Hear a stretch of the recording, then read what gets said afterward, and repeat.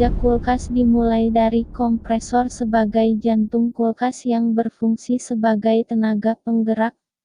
Ketika kulkas dialiri listrik, kompresor akan berputar dan memberikan tekanan pada refrigeran sehingga refrigeran akan mengalir. Proses ini disebut dengan proses kompresi. Refrigeran yang mendapat tekanan akan berubah sifatnya menjadi gas yang bertekanan tinggi dan bersuhu tinggi. Ini bisa kita buktikan bahwa ketika lemari es dalam kondisi hidup, seluruh bodi lemari es akan terasa panas bila dipegang, terutama pada kompresor. Selanjutnya refrigeran yang bertekanan dan bersuhu tinggi tersebut akan melewati kondensor. Komponen kondensor ini berfungsi untuk membuang panas. Ketika berada dalam kondensor, refrigeran akan membuang panas ke lingkungan luar sehingga berubah wujud dari gas menjadi cair dengan suhu rendah namun tetap bertekanan tinggi. Proses ini disebut dengan kondensasi. Kemudian refrigeran akan melewati filter lalu menuju pipa kapiler yang berdiameter sangat kecil kemudian masuk ke saluran evaporator.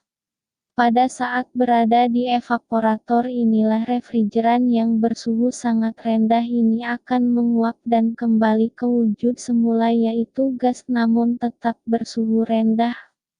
Proses ini disebut dengan evaporasi atau penguapan. Penguapan ini kompresor merupakan unit tenaga dalam sistem mesin pendingin. Kompresor berfungsi memompa refrigeran ke seluruh bagian kulkas. Kompresor akan memompa refrigeran di bawah tekanan dan panas yang tinggi pada sisi tekanan tinggi dari sistem dan mengisap gas bertekanan rendah pada sisi tekanan rendah. Kompresor merupakan bagian terpenting di dalam kulkas. Apabila dianalogikan dengan tubuh manusia, kompresor sama dengan jantung yang berfungsi memompa darah ke seluruh tubuh. Begitu juga dengan kompresor, berfungsi memompa refrigeran ke seluruh bagian kulkas. 2. Kondensor. Kondensor berfungsi sebagai alat penukaran kalor, menurunkan temperatur refrigeran dari bentuk gas menjadi cair. Kondensor di dalam sistem kulkas merupakan alat yang digunakan untuk merubah gas refrigeran bertekanan tinggi menjadi cairan. Alat tersebut melakukan cara ini dengan menghilangkan panas dari refrigeran ke temperatur atmosfer. Kondensor terdiri dari koil dan fan yang berfungsi mendinginkan refrigeran ketika udara tertiup. Sejumlah kalor yang terdapat pada refrigeran dilepaskan ke udara bebas dengan bantuan kipas atau fan. Motor kondensor ditempatkan di depan radiator yang pendinginannya dijamin oleh kipas. Untuk refrigeran jenis R134A menggunakan kondensor jenis parallel flow untuk memperbaiki efek pendinginan udara. Dengan cara itu maka efek pendinginan udara dapat diperbaiki sekitar 15% sampai 20%. Agar proses pelepasan kalor bisa lebih cepat, pipa kondensor didesain berliku dan dilengkapi dengan sirip. Untuk itu pembersihan sirip pipa kondensor sangat penting agar perpindahan kalor refrigeran tidak terganggu. Jika sirip kondensor dibiarkan dalam kondisi kotor akan mengakibatkan mesin pendingin menjadi kurang dingin. 3. Filter merupakan tabung penyimpan refrigeran cair, dan ia juga berisikan fiber dan desikant, bahan pengering untuk menyaring benda-benda asing dan uap air dari sirkulasi refrigeran. Filter mempunyai 3 fungsi, yaitu menyimpan refrigeran, menyaring benda-benda asing dan uap air. Dengan desikant dan filter agar tidak bersirkulasi pada sistem mesin pendingin, dan memisahkan gelembung gas dengan cairan refrigeran sebelum dimasukkan ke katup ekspansi. Filter menerima cairan refrigeran bertekanan tinggi dari kondensor dan disalurkan ke katup ekspansi. Filter terdiri dari main body filter, desiccant, pipet, dan side glass. Cairan refrigeran dialirkan ke dalam pipa untuk disalurkan ke katup ekspansi melalui outlet pipe yang ditempatkan pada bagian bawah main body setelah tersaringnya uap air dan benda asing oleh filter dan desiccant.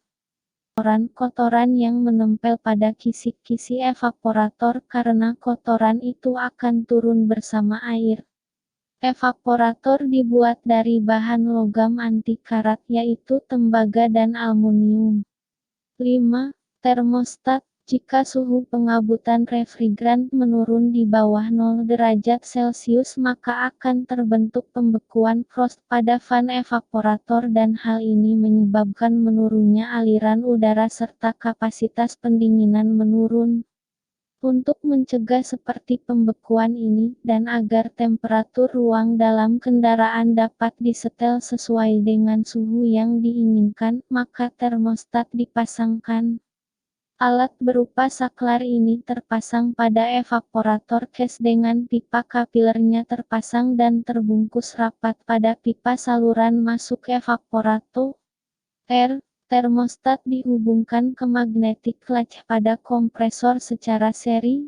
Termostat akan melepaskan magnetic clutch ketika temperatur permukaan evaporator fan ada di bawah sekitar 1 derajat Celcius dan akan menghubungkan magnetic clutch dengan kompresor ketika suhunya telah mencapai lebih dari 4 derajat Celcius. 6. Heater. Untuk menghancurkan salju yang ada dalam mesin pendingin kulkas. Hampir keseluruhan kulkas no frost dan sebagai es. 7. Fan motor. Fan motor atau kipas angin berguna untuk menghembuskan angin. Pada mesin pendingin kulkas ada 2 jenis fan. Hiji, fan motor evaporator, berfungsi menghembuskan udara dingin dari evaporator ke seluruh bagian rak kulkas yaitu rak es sayur dan buah. 2. Fan motor kondensor. Kipas angin ini diletakkan pada bagian bawah kulkas yang memiliki kondensor yang berukuran kecil yang berfungsi mengisap atau mendorong udara melalui kondensor dan kompresor. Selain itu berfungsi mendinginkan kompresor. 8. Overload motor protector. Overload motor protector adalah komponen pengaman yang letaknya menyatu dengan terminal kompresor. Cara kerjanya serupa dengan sekering yang dapat menyambung dan memutus arus listrik. Alat ini dapat melindungi komponen kelistrikan dari kerusakan akibat arus yang dihasilkan kompresor melebihi arus acuan normal. 8. Bahan pendingin refrigeran. Refrigeran adalah zat yang mudah diubah wujudnya dari gas menjadi cair ataupun sebaliknya. Jenis bahan pendingin sangat beragam. Setiap jenis bahan pendingin memiliki karakteristik yang berbeda. Itulah sedikit. Mudah-mudahan catatan profesor ini bisa bermanfaat dan menginspirasi. Sekian dan hatur nuhun.